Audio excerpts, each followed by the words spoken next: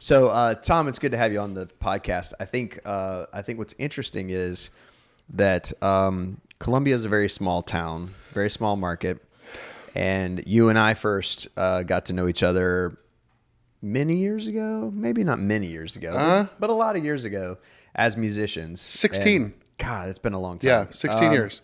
And then just all of a sudden you popped up 6 months ago or three or 4 months ago as a photographer. And I was like, did I know Tom was a photographer?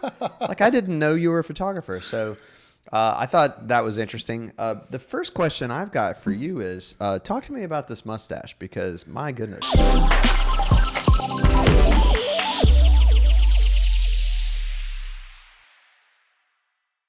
It's so up. weird. I had a premonition that you were going to ask about the mustache. About the mustache? Yeah.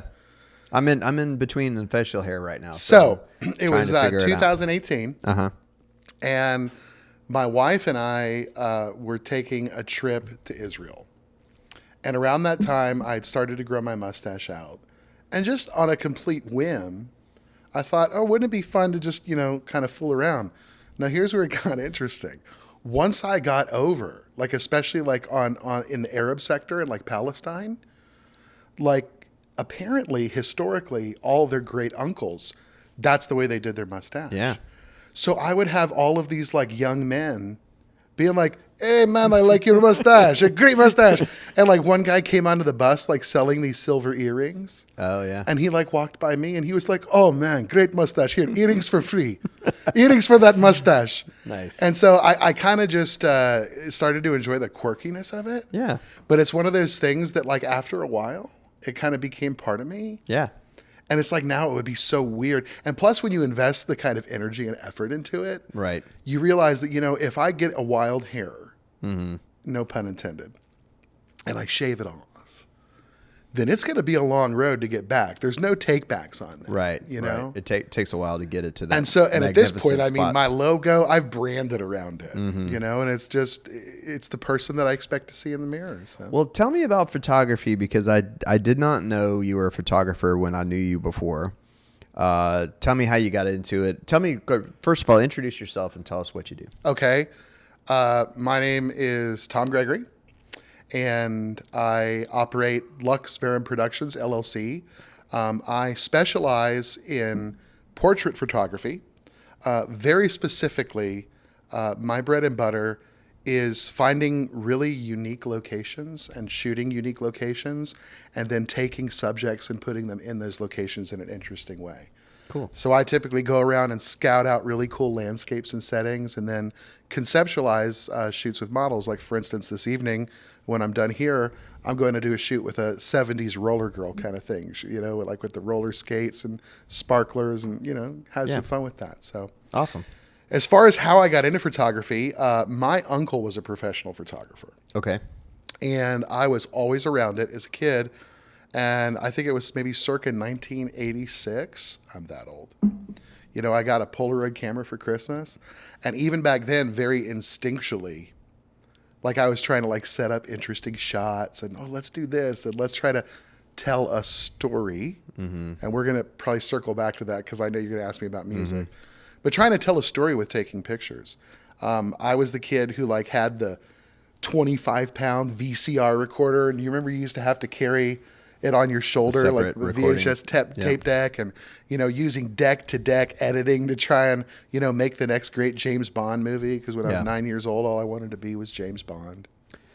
Don't we all? Or a Bond villain, I guess. Either one of those. It was around, I guess, 1998 that digital cameras really started to pick up.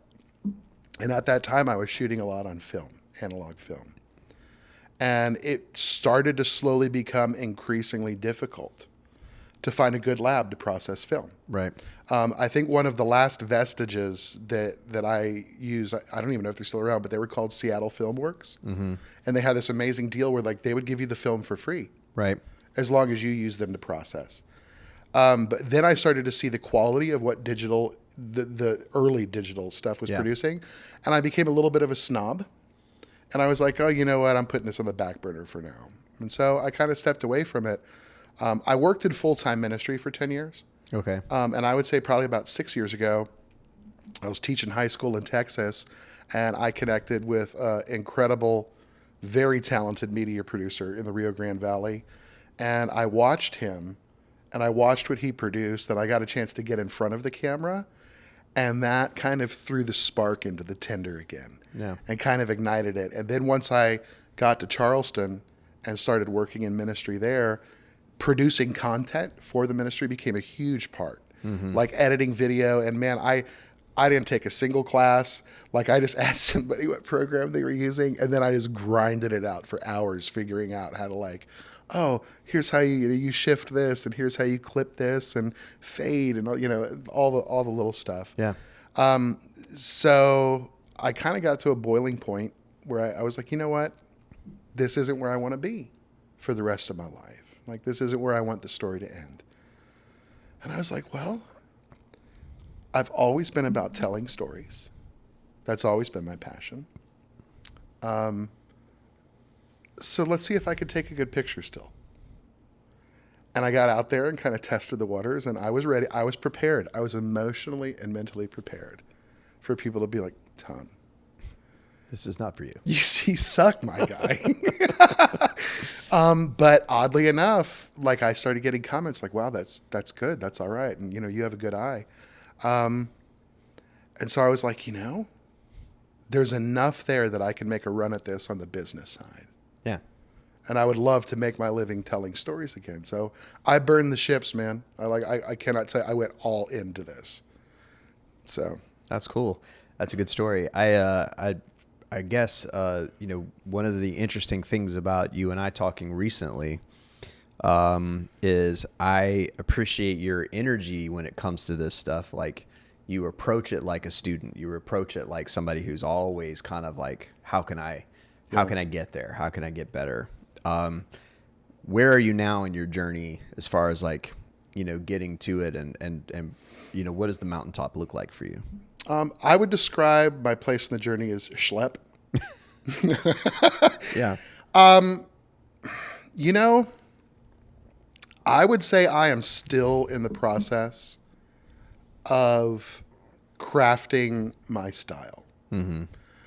But I read a book about 5 months ago that changed my life. Okay. I don't want to plug something. Do it. Yeah, okay. We love it. And I will say that on our podcast, one of the most common things that happens is somebody says, I read a book and it changed my life. Okay. So I love it. So the book that absolutely changed my life was a book by Mark Manson, and it was called The Subtle Art of Not Giving an F. Mm-hmm. And that's the family friend. I've read it 3 times. It's phenomenal. It is phenomenal. Yeah. Because I will tell you admittedly that I was the guy who cared about a ton of things that I didn't need to be.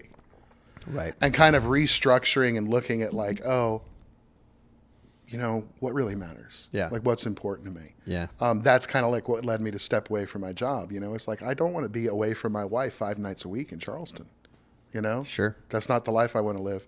So, the reason I bring that up is he talks in that book about how if you're doing life right, you're always going to be looking back and saying, oh, cringe. What was I thinking? I've grown so much. Because he's like, the second you look back and you're like, I'm doing now what I was doing 10 years ago. Right. You've got a problem. I mean, you've stagnated. Yeah. So I guess in a weird way, yes, I'm defining my style. Yes, I'm growing as a photographer. But I sincerely hope that 5 years from now, I look back at now and I'm like, oh man, that picture sucks. You know, and so forth and so on. I read a book this spring. I can't remember the name of it now for some reason. It talked about measuring your progress not by how far you have to go, but by how far you've come. Oof. Because the horizon is always out in the distance. Amen. Right? Yeah. So if you're headed towards the horizon, it's always out in the distance. It will continue to be out in the distance. But if you look back and you say, this is where I started and this is where I am now, then you can actually measure your progress better than if you measure it against your goal. Yeah. Yeah. And I think that's interesting. One of the fun things about watching your progress over the last couple of months is it reminds me so much of, when my wife and I first got into this business, she came from a studio photography background. In other words, she was at Olin Mills. She was at Sears Portrait Studio. Double take. Right. This is, I know that reminded me so much. And you just don't get me started. We're talking about, anyway, old school portrait photography is like the lights are set. Mm-hmm. You sign them in, you sit them on the chair. There's a marked spot. You hit the trigger, you hit the trigger, you hit the trigger, and they go about their day. Hell. So when she got coerced into doing a wedding for a coworker and didn't want to do it, and turns out that she really loved it, but we didn't even know, like I didn't know anything about photography at all at the time because I wasn't in the business. We didn't know, like, Nikon at the time had an 18 to 200 lens. Mm-hmm. An 18 to 200 is insane. Like, I don't know why anybody would make an 18 to 200. But it went from 3.5 on the wide end to 6.3 on the long end. Oh, so it was a variable aperture? Oh, and it was like, so anytime we were in a church and she would zoom into 200, it would get really dark. And we'd go, like, why is it so dark? Oh, no. But that part of the journey was so fascinating for me because I would call up people who didn't really want to talk to me about this stuff. And I'd be like bro, why is it so dark when it's 200? I don't understand, you know? And I love that part of the journey. I love that, you know, and I think if you, whatever it is your discipline is, I think if you can learn to love the practice, you know, love the reps, love the workout, you know, that's what ends up getting you where you want to go, is that you just appreciate it. And, you know, I think I see that in your approach to things. Like you're not ever sitting back and saying, nope, I got this figured out. This is what I'm doing. Yeah. It's always an area to prove. And honestly, the other thing is I'm seeing you everywhere. So this is the other part of it, is I love the fact that you're just all over the place. Yeah. So tell me about your approach to the business. I know, you know, portrait photography has got to be a tough business right now because of the kind of how many people are out there doing it. What's your approach to kind of building the business? So it really is all about relationships. That's the fascinating thing, is you can take the best picture in the world, but if you don't have the ability to like relate to and engage the client and draw the story out of them, I mean, it doesn't matter how good technically your portrait is. There was a famous Armenian photographer, his name escapes me, but he's the one who like snapped that famous picture of Winston Churchill, and he snapped the famous picture of Fidel Castro. And before he took that one picture of Fidel Castro, he sat with the man for 6 hours smoking cigars. Wow. You know, and then he took that one picture, because then he finally got to a point he was like, okay, I know this person. And more as I go on the deep dive and I start to kind of spot my successes and, you know, that was a triumph right there, or that was an abysmal failure. Oh, I felt uncomfortable the whole time. It comes down to telling a story and connecting with that human level. But, you know, it's interesting. It's a little more nuanced than this, and I'm sure that in videography, it's the same thing. One of my favorite quotes in the world is Ansel Adams. And he said, don't shoot what you see, shoot what you feel. Mm-hmm. And I think that this whole process of like knowing your client and connecting with your client, it's about getting to a place where you're not only seeing what you need to shoot, but you're able to see something with the camera that the naked eye doesn't see. Oh yeah. You're able to see something that the heart sees. Right. You know, and I posted the other day, I claim this as an original quote. I said, though the camera falls short in capturing what the human eye can see, it is a very adept at capturing what the human heart feels. Nice. Yeah. Yeah, that's a good quote. So that's my approach. Talk about the business side. So that's kind of the artistic side. Talk about the business side a little bit. So what's your approach to kind of, you know, obviously what we want to do in a creative business is make cool stuff, right? That's what we want to do. And the connection is certainly, all of that is certainly important. We also need to make enough money for it to make sense, right? And so what's the approach to that? You let me know what that's like. There's this movie that I'm in love with called Midnight in Paris. And a guy goes in and he gets transported to 1920s Paris, and he meets Ernest Hemingway. And he's working on a book. And he's like, oh, Mr. Hemingway, would you read my book? And Hemingway's like, are you a good writer? And he's like, well, I think so. And Hemingway says, no. If you're going to be a writer, you better believe you're the best writer. Mm-hmm. You're the greatest writer, and nobody could touch you. Because if you don't believe that, what's the point in doing it? Now, you don't want to be grandiose or egoic. But at the same time, it's so cliche. You need to believe in yourself. Mm-hmm. You need to have the confidence, because so many people are held back by timidity, by the fear of risk. Yeah. But I mean, after a certain while, you're okay with getting knocked down, because that's part of the learning process. Like I'm friends with all the guys at White Boxing Gym, and one of the guys who hangs out there, he is the Golden Gloves champion from 1970. Went to Russia, fought a Soviet in an exhibition match and beat him. Wow. And one of the things he told me once, he was like, you get into a fight with a guy who's not used to fighting, it's easy. Because when he gets hit in the face, he gets scared. But, a boxer, he gets hit in the face, he's like, whatever, I got hit in the face. And I think that business needs to be a little bit like that sometimes, You just need to get punched enough to be unafraid of getting hit in the face. Wait, so he went to Russia in 1970 and did an exhibition match against a Russian? Mm-hmm. So he did Rocky IV? That was the 80s, the late 80s. But he lived it. He lived Rocky IV. Yeah, that's essentially like, I wonder if he trained in the snow, like with the snowplow and the whole thing. He did tell stories about the vodka there. Yes. Like getting off the plane and I've heard those stories everywhere, and it goes down like water. Well, I think what's interesting in the photography business right now, and of course, when we started, I mean, we started in 2005. So, there were, I don't know, 5 or 6 established companies that were doing the majority of the work. There was, I don't know, there was Hagenlocker and these guys who had a studio, and you would come in and do the studio stuff. There was, the Berries, Clark and Becky Berry. They were doing amazing wedding work.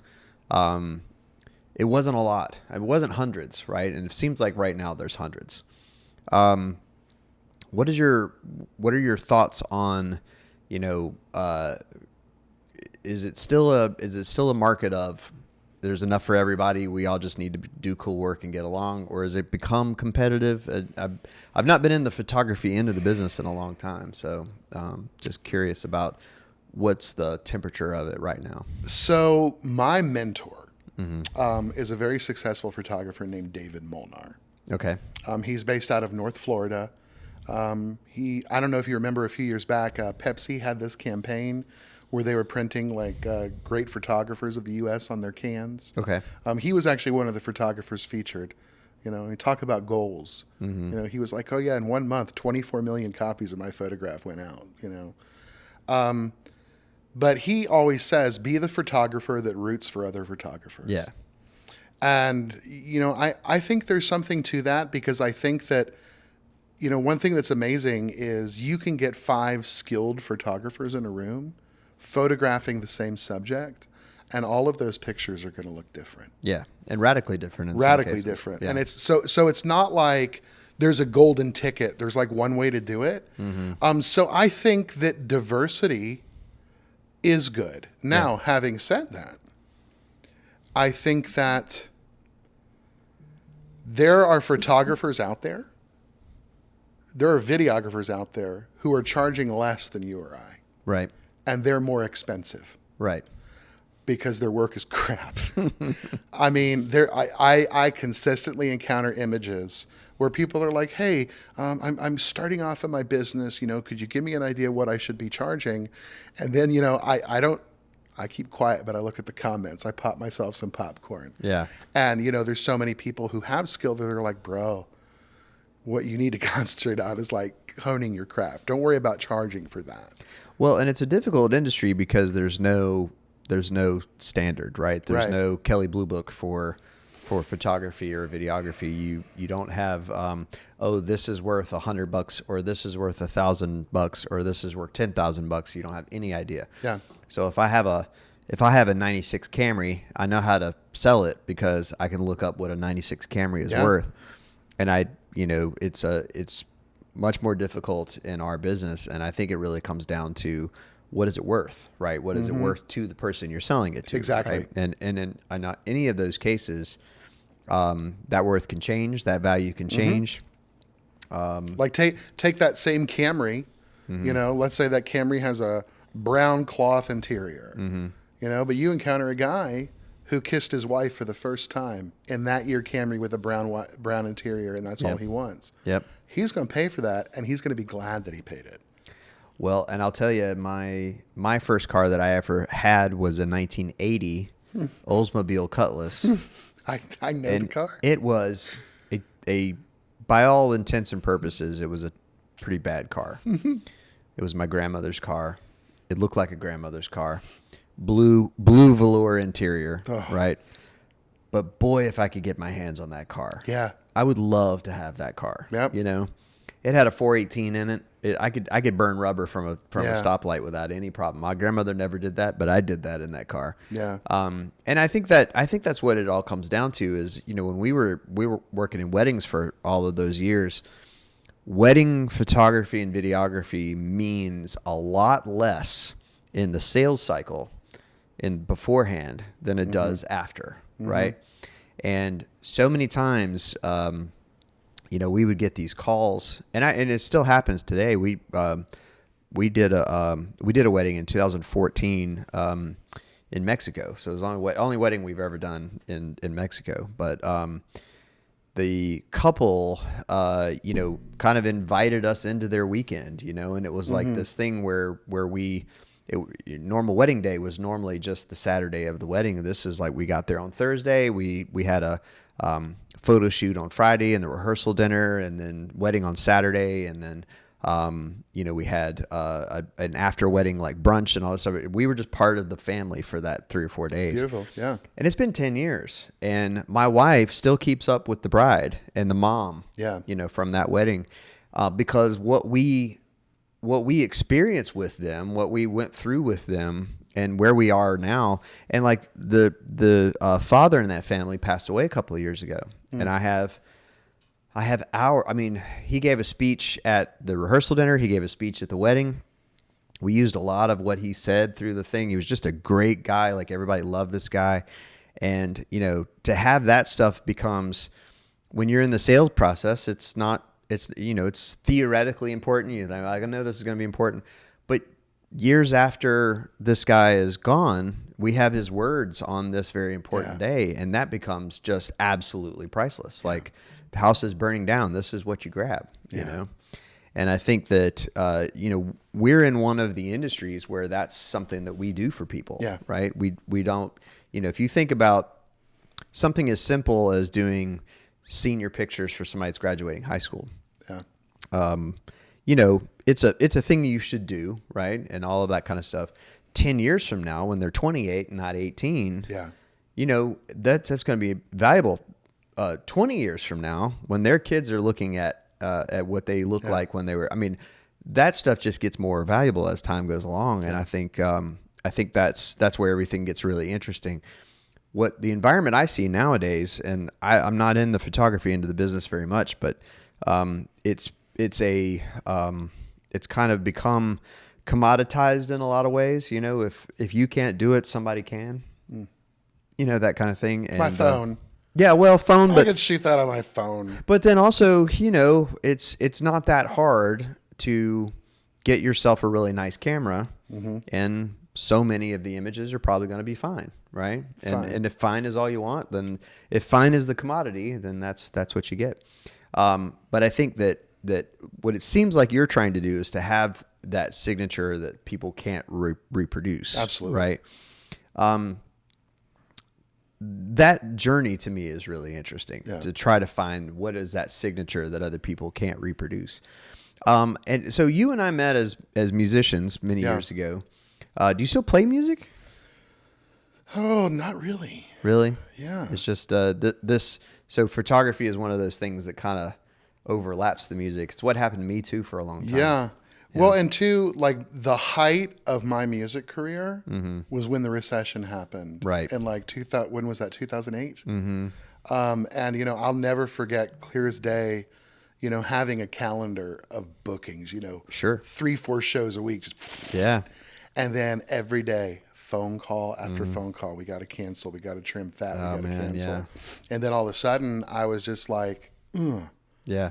You know, and I did, you know, kind of revisit it. And, you know, if I had a situation where like I could just walk up and play and sing, I'd enjoy it. Yeah. But man, hauling the equipment and setting the equipment up and breaking it down and then hauling it away, it's like, Well, I ran into you Friday at the show at the art bar, Yeah. and you were doing photography, and I was with the band, and we talked about the fact that you know, here we go, we're here at 5 o'clock for the load in, right? We get to load in, 7:30 we sound check, and then the first band goes on at 8. We don't go on until 11, you know. And that is the hardest part. And it's worth it in the end, especially when you're on stage, and especially when there's a good crowd. You know, there's a good crowd at the art bar on Friday. You know, especially when you get to that point, you go, okay, that was worth it. Yeah. That was worth the time I put into it.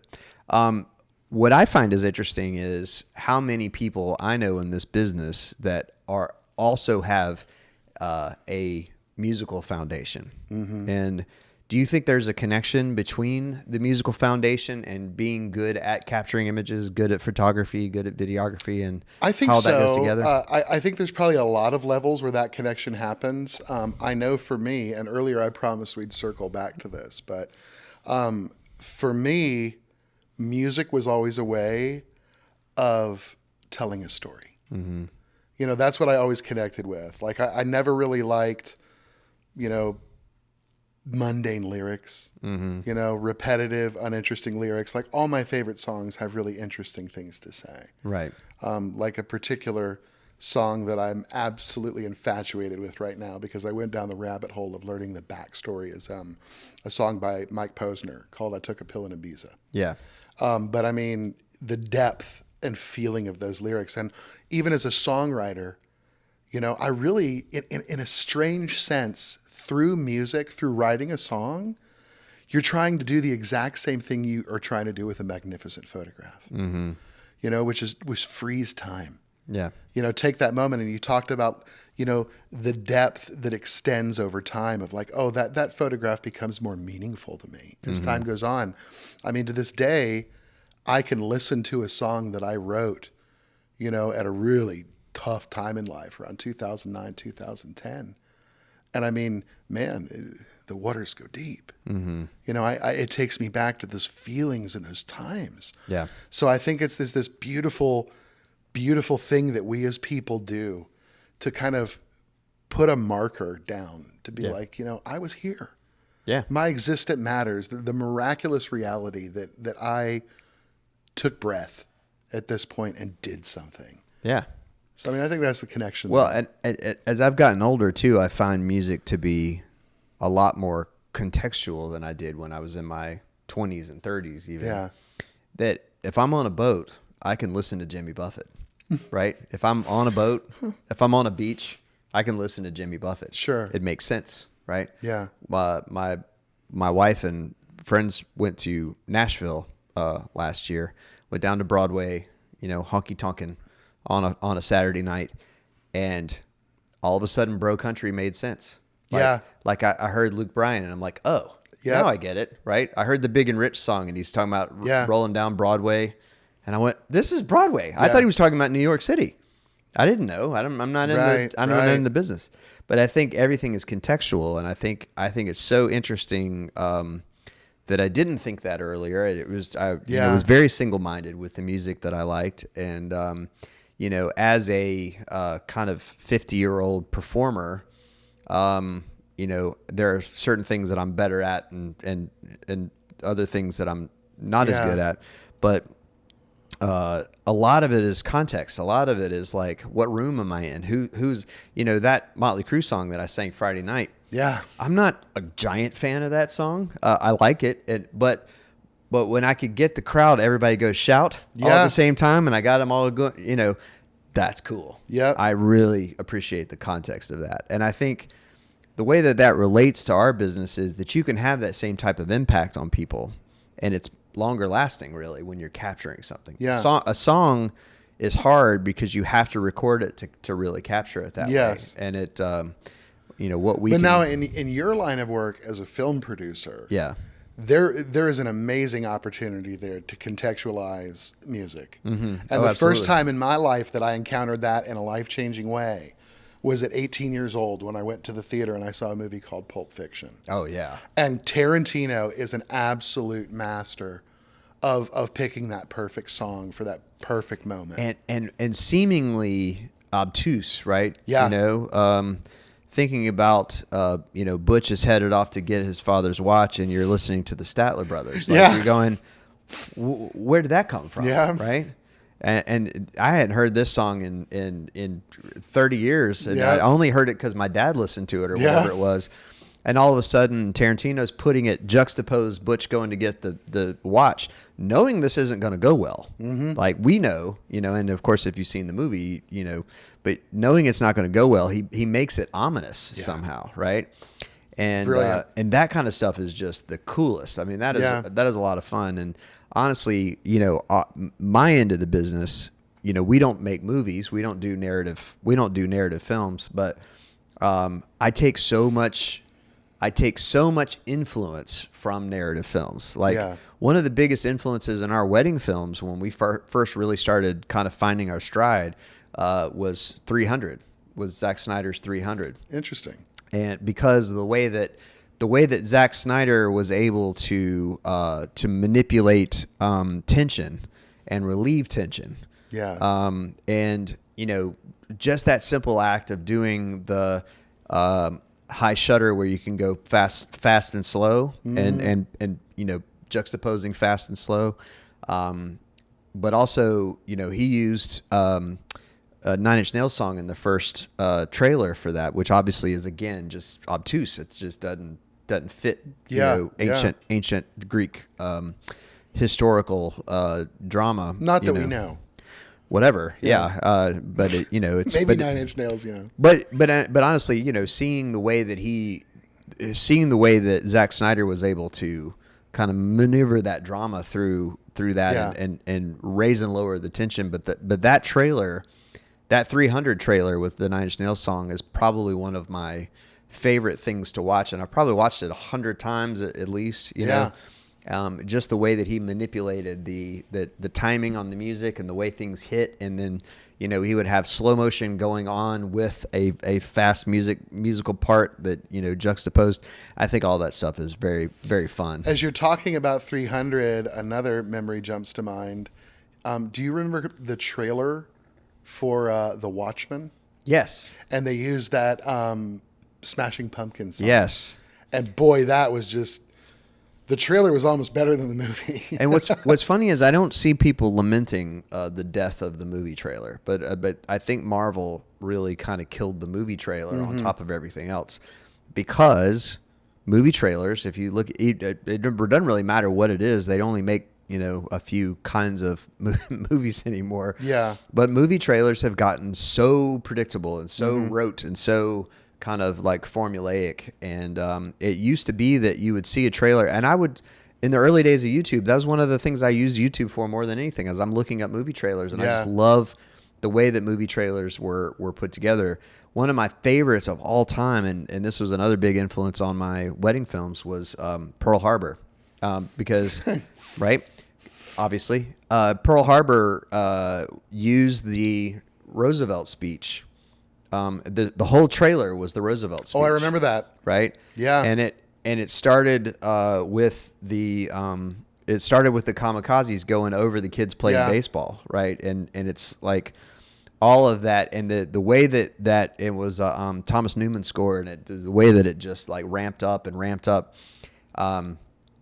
Also, like things like the fades, it would go in and fade, and it would go in and fade, and it would go in and fade. And, I'll never forget that shot of the bay doors opening on the bomber. The bomb goes down and you're on top of the bomb. Oh my gosh. So cool. It was so amazing. Now, I'm not a fan of Michael Bay. I wasn't a fan of that movie. No. I didn't even like that movie. We came out, I was like, oh, this is the movie? Have you heard Eric Cartman's song about that movie? Perfect.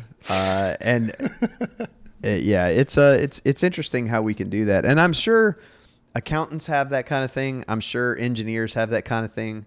But but I feel like for us, like you can find those images, where you go, this is inspirational to me to a point that I can't explain it. I don't know why it's inspirational. And I can find that like the movies that I love, this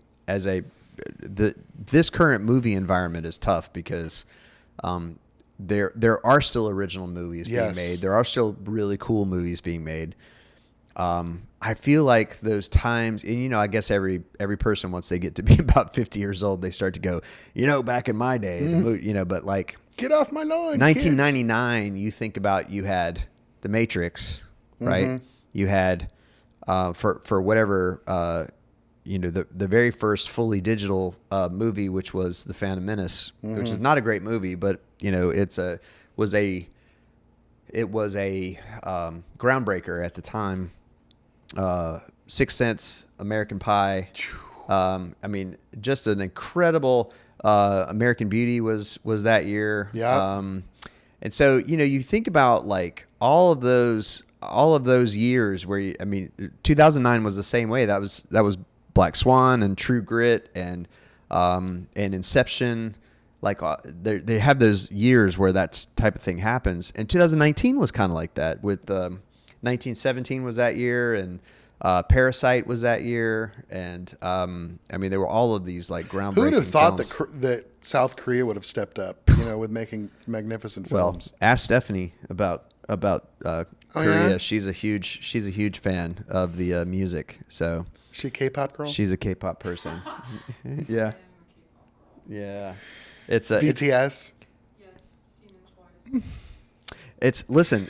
What is it they do? She has an encyclopedic knowledge of K-pop. It's pretty wild if you ever talk to her about it. I have some K-pop emotes in Fortnite. Nice. Well, I'm a fan of the music videos, of the K-pop music videos. They are incredible, and they always go way out, to do that. But the problem I have is I can't keep up because there's always a new act coming out. There's always a new artist that you've got to follow, and it's I just can't keep up the energy. Tom, I think what's very cool is that we've had on this couch, we've had everything from, yesterday we had a real estate investor. Tuesday it was a friend of mine that does commercial HVAC sales. Right on. And I think it's a cool thing to have, like somebody that's so close to our business, on that. And so what's very fun is to watch you kind of get your sort of hands in the right pies, and I think that's a fun, kind of journey for me. And then you and I have had a lot of conversations about where that's headed, and you just brought your drone over today so we could take a look at that. I'm so excited. I only all that clipped stuff, one tree. Yeah, that's all right. You clipped your first tree. It's fine. That's listen. How many times have I done that? Right, I had a wedding at Adams Pond. This would have been probably 2016, 15 or 16. I had at the time I had the Phantom 4 Pro, which was about this big, right? Big white drone that was like that tall, and the props were like this big. And I was flying it to get a shot of the pond and the ceremony area, and I was doing a little arc. And I did a little arc, and I arced right into a pine tree, and it fell from about 30 feet onto the brick and just shattered into 1,000 pieces. And so I picked up the 1,000 pieces. I put them all in a bag. I threw them in the back of the car. I said, I'll deal with that later. And went through the rest of the day. And so I think I'm not laughing at you. No, that's fine. I sent all the disparate pieces to DJI. They put it all back together. No kidding. Like the $6 million man. They put it all back together. It was like $700 to get it fixed, and they sent it back to me, and I kept using it for another couple of years after that. But it was just. Wow. Listen, to have a drone is to crash a drone. It's just how it works. Oh, my. So just don't crash it into people. Keep it away from people. You don't ever want to hit a person. That's the golden rule. Well, it depends on the person, I suppose. And that's a good place to end. Thanks, Tom. Appreciate the time today, man. Yeah, man. It was awesome. I've never done something like this before. Yeah, let's keep up. I'll be in touch.